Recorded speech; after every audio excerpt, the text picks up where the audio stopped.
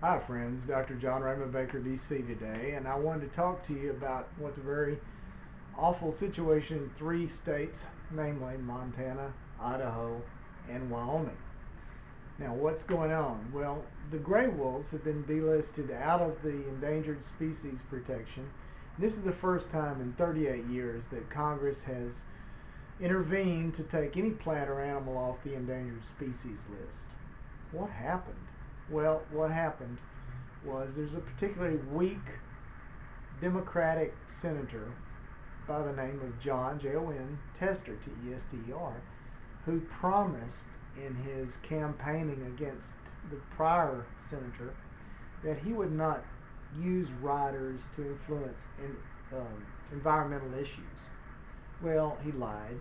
He went back on his campaign promises. He introduced a rider to delist wolves, and that failed. So he waited, kind of like, oh, I don't know, a cowardly person. And when all this brouhaha and furor over the debt ceiling deal, the funding was going on, he snuck in this rider, again, aimed at the wolves, to delist them. And I don't want to go through the whole arc of events. However, the net effect of everything was that finally the, the judge ruled that you couldn't have two out of three states having the rules delisted. So Idaho, Montana, and Wyoming, the wolves, it's open season on gray wolves. Shoot on sight. Traps don't have to be checked for 72 hours. Can you imagine a 3 or 4 month old cub or your child being caught in a razor sharp, jagged edges of a steel trap, bleeding profusely in agony for 72 hours? Pregnant females can be shot on sight. It's basically open season on gray wolves in these three states. Like I said, this is the first time in 38 years that Congress has intervened to take an animal or plant off the endangered species list. And the need is great that we put a stop to this whole mess right now.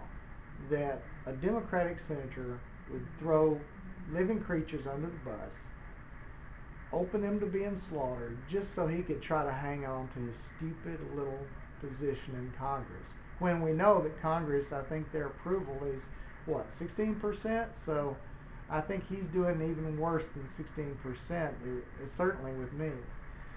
Um, I don't know how to get across to you how strongly I feel about this. You might not care about wolves, but wolves aren't hurting you. They're not bothering you. Imagine if you weren't hurting anybody or bothering anybody, and whenever you walked outside your front door, you were open season. People with high-powered rifles could hit you, and they put traps all around your house trying to catch your children or your wife or you. That's the kind of thing wolves are looking at in these three states. I wanted to give you contact information on these governors of these three states because what I advocate is a total boycott. I'm not going to do any business with any company located in Idaho, Wyoming, or Montana while this whole nonsense is going on. And I'm going to contact these people myself, and you can as well. Wyoming has a Democratic governor by the name of Dave Freudenthal. Freud like the psychiatrist, and Thal like Neanderthal, so it's Freudenthal. His email is governor@state.wy.us. His phone number is area code 307 777 7434. His fax is 307 632 3909. Montana again has a Democrat, and this is ridiculous that Democrats are engaging in this nonsense. Brian Schweitzer, his email is governor@mt for montana.gov. Gov. His phone number is 406 444 3111. That's easy to remember. 406 444 3111. Fax number is 406 444 5529. And then the last one is Republican CL Butch Otter. Butch's email is governor@gov.state.id.us. His phone number is 208-334-2100, and fax is 208-334-3454.